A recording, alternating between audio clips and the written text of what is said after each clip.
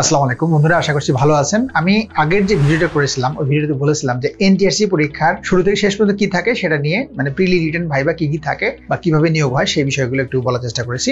এখন আমি যে ভিডিওটা করবো এটি খুবই ইম্পর্টেন্ট, সেটা হচ্ছে এনটিআরসি পরীক্ষায় প্রথমবারে কিভাবে আপনি রেজিস্টার্ড ভুক্ত হবেন, মানে সার্টিফিকেটধারী হবেন, মানে আপনি চাকরিটা কনফার্ম করবেন কিভাবে প্রথমবারে, সেটা নিয়ে কথা বলবো। এই ভিডিওটা যারা একেবারে নতুন বা ফ্রেশার্স, যারা প্রথমবার এনটিআরসি পরীক্ষার মাধ্যমে বা শিক্ষক নিবন্ধন পরীক্ষার মাধ্যমে শিক্ষকতা পেশায় আসতে যাচ্ছেন তাদের জন্য এই ভিডিওটি খুবই কাজে লাগবে। এই ভিডিওর শুরুর আগে আপনাকে এনটিআরসি পরীক্ষা পদ্ধতি সম্পর্কে শুরু থেকে শেষ পর্যন্ত একটু আমরা স্ক্রিনে দেখে নিই।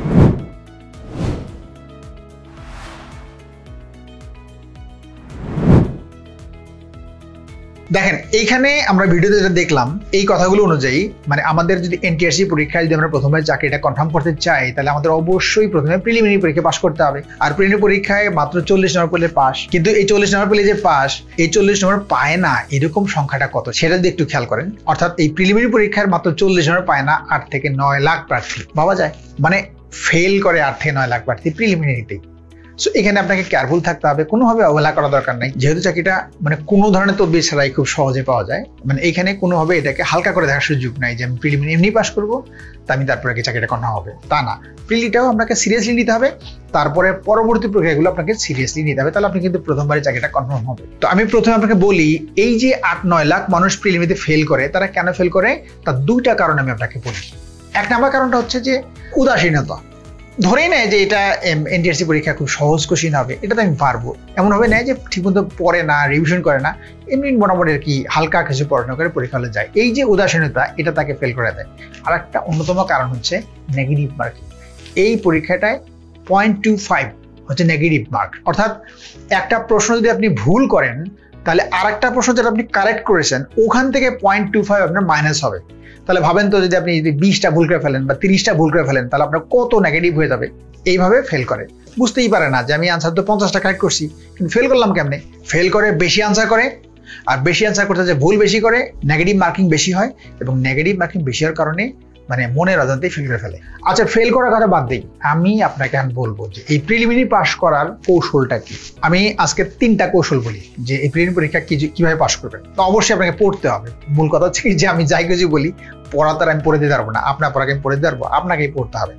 বাট কি পড়বেন সেইটা আমি 3টা পয়েন্ট বলে দিই। নাম্বার 1 হচ্ছে যে এনটিআরসি পরীক্ষায় যে প্রশ্নগুলো করা হয়, আমরা একটু গবেষণা করে দেখেছি যে বিগত যে প্রশ্নগুলো আছে, বিশেষ পরীক্ষার বিগত প্রশ্ন থেকে শুরু করে বাকি পিএইচসির যে অন্যান্য নিয়োগ পরীক্ষাগুলো আছে সেই বিগত প্রশ্নগুলো থেকেই 60 থেকে 80টা প্রশ্ন করা হয়। পাস করতে লাগে মাত্র 40, তাহলে বিগত প্রশ্নগুলো তো হয়ে যায়। তো এই জন্য আমার প্রথম পরামর্শ হচ্ছে বিগত 10 বছরের, মানে ঝুঁকি নিতে না চাইলে বিগত অ্যাটলিস্ট 8 থেকে 10 বছরের বিসিএস প্রশ্ন সহ এই 8-10 বছরের যে প্রশ্নগুলো পিএইচসি কর্তৃক নেওয়া হয়েছে সেই প্রশ্নগুলো পড়ে ফেলতে হবে। খুব ভালো হয় যদি এটা একটু ব্যাখ্যা সহ আমরা পড়ে নেই, তাহলে কোনো ভয়ই থাকে না। এটা হচ্ছে একেবারে অন্যতম একটা কাজ প্রিলি পাস করার জন্য। যদি এই কাজটা করি তাহলে কিন্তু প্রিলি ফেল হওয়ার সুযোগটা আর থাকছে না। 2 নম্বর কৌশল হচ্ছে যে যেহেতু 60 বা 80টা প্রশ্নই ওই 10 বছরের কোশ্চেনের মধ্যে কমন থাকে, প্রতিবারই থাকে, তাহলে আপনি আনসার করার সময় কেন আপনি 100টা আনসার করতে যাবেন। আপনি আনসার করবেন যে ওই 60টা পার্সেন্ট, ওই 60টা আনসার করেন। পাস করতে লাগে আপনার 40, আপনার তো এই নাম্বার যোগ হবে না, তাহলে আমাকে কেন 100 আনসার করতে হবে। বেশি আনসার করলে বেশি ভুল হবে, বেশি ভুল হলে নেগেটিভ মার্কিং হয়ে নিচে চলে যাবেন, তো ওইটা একটু ঝুঁকি হয়ে যাবে। সো 2 নম্বর কাজ হচ্ছে যে আনসার করবেন কম করে, যতগুলো পারেন তার থেকে হয়তো কয়েকটা বেশি হবে, কিন্তু যা পারেন তাই আনসার করবেন। সেইখানে 60 থেকে 65 আনসার করলে যথেষ্ট। এটা মাথায় রাখবেন যে এইগুলো যদি কারেক্ট আনসার করতে পারেন হয়তো 5-10টা ভুল যেতে পারে, তাতে আপনার ফেল হবে না। 3 নম্বর কাজ হচ্ছে যে আপনি যখন পড়তে যাবেন তখন দেখবেন পড়তে ভালো লাগছে না। একেবারে এটা কমন কথা, একদিন পড়বেন আর একদিন ভালো লাগবে না। একদিন দেখবেন যে অনেক পড়ে ফেলছেন, তারপরে 7 দিন আর পড়া কোনো খোঁজ নেই। এই পড়াগুলো কিন্তু ডেঞ্জারাস, এই পড়াগুলো কোনো কাজে লাগে না। আপনি যা পড়বেন দেখবেন 15 দিন পরে সব ভুলে গেছেন, যা তাই। এইটা করা যাবে না। তো এই জন্য যেটা একেবারে জরুরি কাজ সেটা হচ্ছে যে যতই কাজ থাকুক রেগুলারিটি মেনটেন করা, মানে আপনাকে নিয়মিত পড়ার যে কনসিস্টেন্সি, তো এই বিষয়টা মাথায় রাখতে হবে। সেক্ষেত্রে আপনি যদি একা একাটা না পারেন, সব থেকে বেস্ট উপায় হচ্ছে আমাদের বিদ্যাবাড়ি থেকে অনলাইনে, আমি যদি ট্রুলি বলি, মানে বেস্ট একটা সার্ভিস দেওয়া হয়, চমৎকার সার্ভিস দেওয়া হয়, যেটা হচ্ছে বাড়ি থেকে ঘরে বসে থেকে কোর্সগুলো করা যায়। এখান থেকে আপনি একটা কোর্স করে নিতে পারেন, আপনার খুবই কাজে লাগবে। আচ্ছা, এখন আপনি ধরে নেন যে আপনি যেভাবে হোক, একা পড়ে হোক বা বিদ্যাবাড়িতে আপনি কোর্সটা করেই হোক, আপনি প্রিলিমিনারি পরীক্ষায় পাশ করলেন বা পাশ করবেন, আপনি ধরে নিলেন। তাহলে আপনি কি করবেন? পরে আপনার চ্যালেঞ্জটা কোথায়? এই চাকরির পর মূল চ্যালেঞ্জটা হচ্ছে লিখিত পরীক্ষায়। লিখিত পরীক্ষা আপনার নিজের সাবজেক্টেই হবে, তো ওই সাবজেক্ট থেকেই আপনাকে ভালো করতে হবে। কিন্তু প্রবলেম হচ্ছে আপনার সাবজেক্টে কারা কারা পরীক্ষা দিচ্ছে আপনি কি এটা জানেন? জানেন না। অর্থাৎ এইখানে আপনার সাবজেক্টে এমন পুরো কিছু প্রার্থী আছে যাদের প্রিপারেশন কি লেভেলের এটা আপনার ধারণা নাই। তাদের খাতাগুলো কিভাবে ডিজাইন করে যে পরীক্ষককে নাম্বার দিতে বাধ্য হতে হয়, সো ওই জিনিসটা আপনার জানা নেই। তো সেক্ষেত্রে কিন্তু আপনি পিছিয়ে যাবেন, অর্থাৎ মেইন যে পরীক্ষা সেখানে আপনি ভালো করতে পারবেন না। তো এইখানে চাকরিটা কনফার্ম করতে চাইলে আমার পরামর্শ হচ্ছে যে আপনার সাবজেক্ট হতে পারে আপনি আপনার সাবজেক্টে খুব ভালো, কিন্তু তারপরেও এখানে পরীক্ষার খাতায় পরীক্ষককে সন্তুষ্ট করার জন্য সেখানে আপনার এমন কিছু উপাদান দিতে হয় লেখার মধ্যে, এমন কিছু টেকনিক অবলম্বন করতে হয় যাতে করে অন্যদের থেকে আপনার নাম্বারটা বা আপনার খাতাটা অবশ্যই ডিফারেন্ট হবে, বা আপনি অন্যদের থেকে অনেক বেশি মার্কস পেয়ে গিয়ে থাকবেন। এতে করে আপনার চাকরিতে কনফার্ম হবেই। আপনার যে চয়েস আছে, আপনি যেই কলেজে বা আপনি বাড়ির পাশের যে কলেজে যেতে চান সেই কলেজে যেতে পারবেন যদি নাম্বার বেশি থাকে। তাহলে এইটা করতে গেলে কি করতে হবে? এটা করতে গেলে আমার পরামর্শটা হচ্ছে যে আপনি একটু আগে প্রিপারেশন নেন।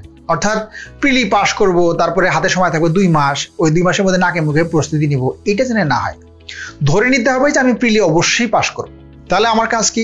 আমি যদি প্রিলি পাস করি অবশ্যই, তাহলে আমার কাজটা হচ্ছে রিটেনে আমার ভালো করলেই তো আমি চাকরিটা কনফার্ম করতেছি।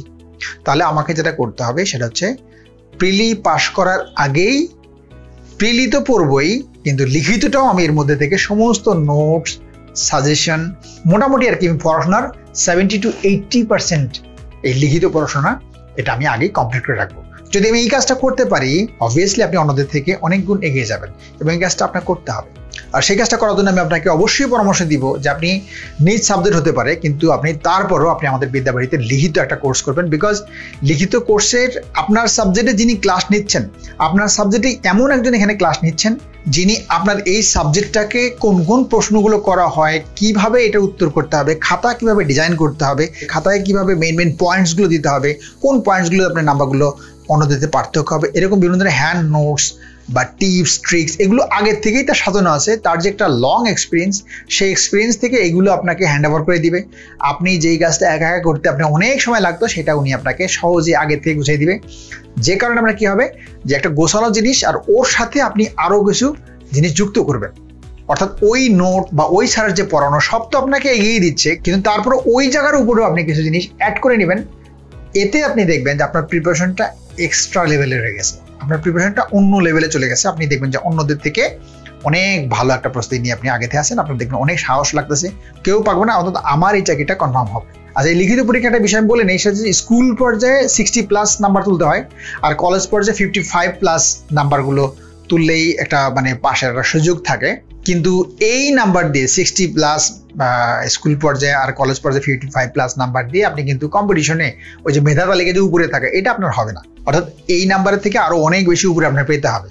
সেই অনেক বেশি কত পেলে আপনার মেধা তালিকায় থাকবেন এটা ডিপেন্ড করে যে ওইবার আপনার সাথে যারা পরীক্ষা দিচ্ছে তারা তাদের খাতায় তারা কিভাবে উপস্থাপন করেছে, আপনি ভালো করেছেন নাকি আপনার থেকে আরো ফার বেটার কিছু উপস্থাপন করেছে, সেইটার উপরে কিন্তু ডিপেন্ড করে।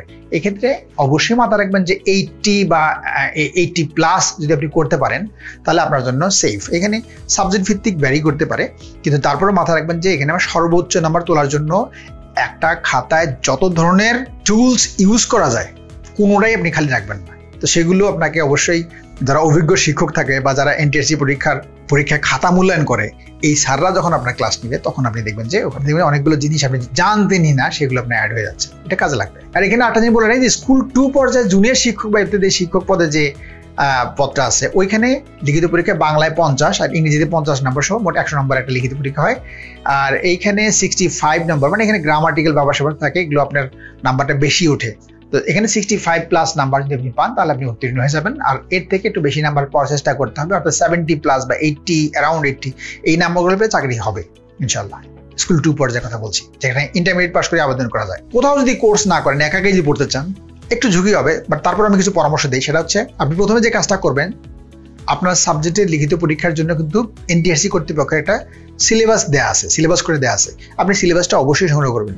সিলেবাস সংগ্রহ করলে দেখবেন যে সেখানে আপনার সব দুনিয়ার আপনার সাথে সব কিছু পড়তে হবে না, বাছাইকৃত টপিকগুলো আছে, টপিকগুলো আপনি পড়তে হবে, ওই টপিকগুলো পড়বেন আর ওই সিলেবাসে সংগ্রহ করবেন। এটা 1 নাম্বার জিনিস। 2 নাম্বার যে জিনিসটা হবে সেটা হচ্ছে গতবার এবং তার আগের বার আপনার সাবজেক্টের যে লিখিত পরীক্ষা হয়েছে সেই প্রশ্নটা সংগ্রহ করতে হবে, যে কোন ধরনের প্রশ্নগুলো করেছে বা প্রশ্নের ধরন কেমন ছিল, আপনি কিভাবে এটা উত্তর করতেন, বা আপনার এগুলো কমন আছে কিনা। অ্যাকচুয়ালি একটা প্রশ্ন যে কমন থাকবে সরাসরি তা না, আপনাকে কমন বানিয়ে নিতে হবে। প্রশ্ন যেমনই থাকুক, এমন কিছু টুলস, এমন কিছু আপনার নোটস, শর্ট নোটস আপনার কাছে থাকবে যেগুলো পরীক্ষার যে কোনো প্রশ্ন যেভাবেই করুক সেই প্রশ্নের মধ্যে থেকে এই টুলসগুলো আপনি সেখানে অ্যাপ্লাই করবেন। অর্থাৎ আপনি পড়াশোনা করবেন ইস্যু ভিত্তিক, ডিরেক্ট প্রশ্ন কমন পাওয়ার জন্য না।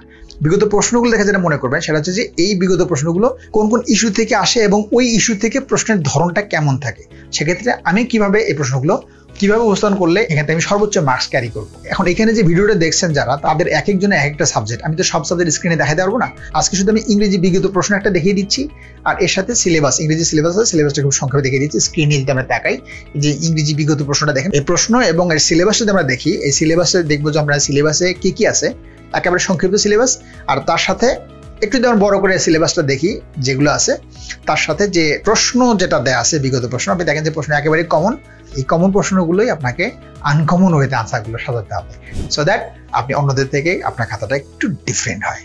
একটা লিখিত খাতায় কি কি উপস্থাপন করতে হয় তার জন্য আমি 10টা টিপস দিয়ে আরেকটা ভিডিও করে দিচ্ছি, ওই ভিডিওটা পরে দেখে নেবেন যে 10টা টিপস দিব আমি খাতার মধ্যে, একটা খাতায় কিভাবে দিতে হয় সেটার জন্য। বাট একটা খাতাকে সুন্দরভাবে উপস্থাপন করার জন্য শুধু খাতাটাকে ডেকোরেশন করলেই হবে না, সেখানে আপনাকে ইনফরমেশন দিতে হবে, সেখানে আপনাকে নোটস দিতে হবে এবং সেই নোটসগুলো উপস্থাপন করার ধরনটা থাকবে ভিন্ন।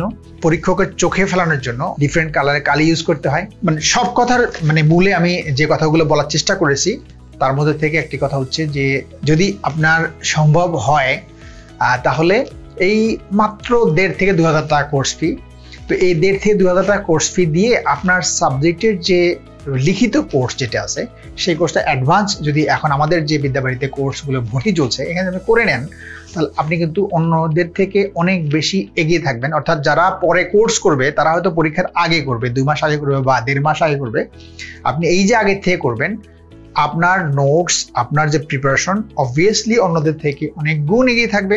যখন তারা কেবল শুরু করবে তখন আপনার এটা কয়েকবার রিভিশন হয়ে যাবে, সো আপনি নিশ্চিন্তে আপনি অন্যদের থেকে এগিয়ে থাকতে পারবেন। আমার পরামর্শ হচ্ছে যে প্রথমবারেই চাকরিটা কনফার্ম করার জন্য আপনি প্রিলিম পরীক্ষা যেমন গুরুত্ব সহকারে দিবেন, লিখিত পরীক্ষাটাও অবশ্যই সর্বোচ্চ গুরুত্ব সহকারে দিবেন, তাহলে আপনার এই চাকরিটা অন্ততপক্ষে হাতছাড়া হবে না। তাহলে বন্ধুরা আমরা দেখলাম যে প্রিলিমিনারি পাস করার ব্যাপারটা বললাম, যেটা বলছি সেটা শুনবেন। আর লিখিত পরীক্ষায় আমি খাতায় যে উপস্থাপনা 10টা কৌশল, সেই 10টা কৌশল বলে দিব, বাকি লিখিত পরীক্ষার প্রস্তুতি সম্পূর্ণ আপনার হাতে। অ্যাডভান্স প্রস্তুতি নিলে ভালো হবে, এই পরামর্শটা আমার মাথায় রাখবেন। এই লিখিত পরীক্ষায় ভালো করলে আপনাকে অবশ্যই ভাইভা ফেস করতে হবে। ভাইভা আমরা জানি যে 20 নম্বর থাকে, 20 নম্বরের মধ্যে থেকে 12 নম্বরে থাকে সার্টিফিকেটের উপরে, আর বাকি মাত্র 8 নম্বর আপনার প্রেজেন্টেশনের উপরে থাকে।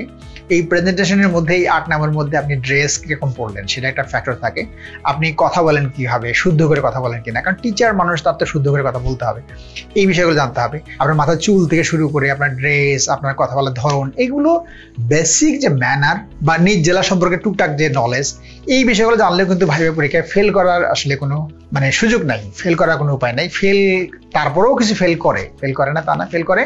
এই পরীক্ষাগুলোতে ফেল করার একটা বিশেষ কারণ হতে পারে যে সেখানে বোর্ডের মধ্যে এমন কোনো আচরণ, যে আচরণগুলো আসলে বোর্ড পছন্দ করে নাই, এরকম কোনো কারণে ফেল হতে পারে। আবার দেখা গেল যে একেবারেই ভাইভা বোর্ডের সাথে ম্যাচ করছে না, একজন শিক্ষক হিসেবে তাকে যদি নিয়োগ দেওয়া হয় তাহলে এটা কোনোভাবেই তার সাথে শিক্ষকতা পেশাটা যাচ্ছে না, এরকম ক্ষেত্রে যদি ভাইভা বোর্ড মনে করে তাহলে ফেল করে দিতে পারে। আদারওয়াইজ বাকি সবগুলো ক্ষেত্রে ভাইভা বোর্ড নিয়ে টেনশন করার কোনো কারণ নেই। তাহলে প্রিলি পাস করার কথা আমি বলেছি, লিখিত পাস করার আমি কিছু কথা বলেছি, এগুলো একটু ভালো করে শুনে ভাইভা নিয়ে চিন্তা একদম না করে যদি লিখিত পরীক্ষাটা যদি একটু অ্যাডভান্স শুরু করতে পারি, আমরা প্রিলিটা যেভাবে বলছি সেভাবে যদি পড়াশোনা করতে পারি, দুটো একসাথে পড়লেও চলে, তো আমার মনে হয় যে এই চাকরি প্রথমবারে না পাওয়ার কোনো কারণ নাই। যখনই লিখিত পরীক্ষা পাস করবেন, ভাইভা পরীক্ষা পাস করবেন, তারপরে আপনার একটা সনদ হবে, সার্টিফিকেট হয়ে যাবে বা আপনি রেজিস্টার্ড হয়ে যাবেন। যেমন আগে একটা ছিল গণবিজ্ঞপ্তির জন্য ওয়েট করতে হইতো, কিন্তু খুবই আশার কথা হচ্ছে যে 6ষ্ঠ গণবিজ্ঞপ্তির পরে 7ম গণবিজ্ঞপ্তি যেটা হওয়ার কথা ছিল সেইটা আর হচ্ছে না। এখন থেকে যে নিয়োগ বিজ্ঞপ্তি যেটা করা হবে, এই যে 19তম যে নিয়োগ বিজ্ঞপ্তি যেটা আসবে, এই নিয়োগ বিজ্ঞপ্তিতেই আপনার অটোমেটিক্যালি আপনি যে লিখিত পরীক্ষার মার্কস পেয়েছেন সেইটার যে মেধা লিখিত পরীক্ষার যে মার্কস অনুযায়ী আপনার যে মেধা স্কোর, মানে যেই পরিমাণ মার্কস পেয়েছেন সেই মার্কস অনুযায়ী আপনার যে মেধা স্কোর হবে, সেই মেরিট লিস্ট অনুযায়ী আপনার সরাসরি নিয়োগ হবে। এটা একটা দারুণ খবর। তার সাথে আরেকটা দারুণ খবর আমি আগের ভিডিওতে করেছি, সেটা হচ্ছে যে বয়সের যে ব্যাপারটা, যেই দিন আপনি আবেদন করলেন সেই দিনও যদি আপনার 35 বছর হওয়ার থেকে একদিন আগে আপনি বয়স পেয়ে যান, মানে ওই আবেদন ডেটটা যদি পেয়ে যান, তাহলে আপনার কাজ হয়ে গেছে, যেটা আগে ছিল না। আগে ছিল কি, যেদিন আপনার গণবিজ্ঞপ্তি প্রকাশ হবে সেই দিন যদি আপনার বয়স থাকে, ওই বয়স অনুযায়ী আপনাকে নিয়োগ দেওয়া হতো। এতে করে কি হতো, সে হয়তো আবেদন করেছে 34 বছর বয়সে, কিন্তু গণবিজ্ঞপ্তির সময় যখন সে জয়েন করবে তখন তার বয়স 36 হয়ে গেছে, সে আর এটা জয়েন করতে পারতো না। এইটা এখন চেঞ্জ হয়ে গেছে। সরকার বিভিন্ন ভোগান্তি দূর করার জন্য এই চেঞ্জটা নিয়ে এসেছে। এটা আপনার জন্য অবশ্যই একটা সুখবর যে আপনি যেই দিন আবেদন করবেন ওই দিন থেকে আপনার বয়সটা সামনে কাউন্ট হবে। তো 19তম নিবন্ধন পরীক্ষা সামনেই বিজ্ঞাপন হবে, প্রস্তুতি নিয়ে ফেলুন। আর আমি যেভাবে বললাম এইভাবে কাজগুলো করলে আপনি একেবারে প্রথমবার পরীক্ষা দিয়ে এই একটা চাকরি, এনটিএসসি পরীক্ষার চাকরি, যে চাকরিটার জন্য কোনো মামা চাচা লাগে না বা কাউকেই কোথাও কোনো ঘুষ দিতে হয় না, কোনো ধরনের দুর্নীতি এই চাকরির মধ্যে নাই, একেবারে স্বচ্ছ এবং খুবই চমৎকার একটা চাকরি। নিজ বাড়িতে থেকে আপনি চাকরিটি করতে পারবেন। এই চমৎকার চাকরিটি আপনার কনফার্ম হয়ে যাবে যদি আপনি একটু কেয়ারফুলি, একটু সচেতন হয়ে এবং একটু দায়িত্ববোধ নিয়ে যদি আপনি এটার একটা গোছালো প্রস্তুতি নেন। তাহলে আশা করছি এই ভিডিওটি আপনাদের ভালো লেগেছে। ভিডিও সম্পর্কে কোনো কিছু বলতে চাইলে আপনি নিচের কমেন্ট বক্সে আপনি কমেন্ট করে যাবেন। আমি পরবর্তী সময় কমেন্ট দেখে পরবর্তী আরো ভিডিও করার চেষ্টা করব। আশা করছি আমার আজকে আলোচনাটা আপনাদের ভালো লেগেছে। Thank you.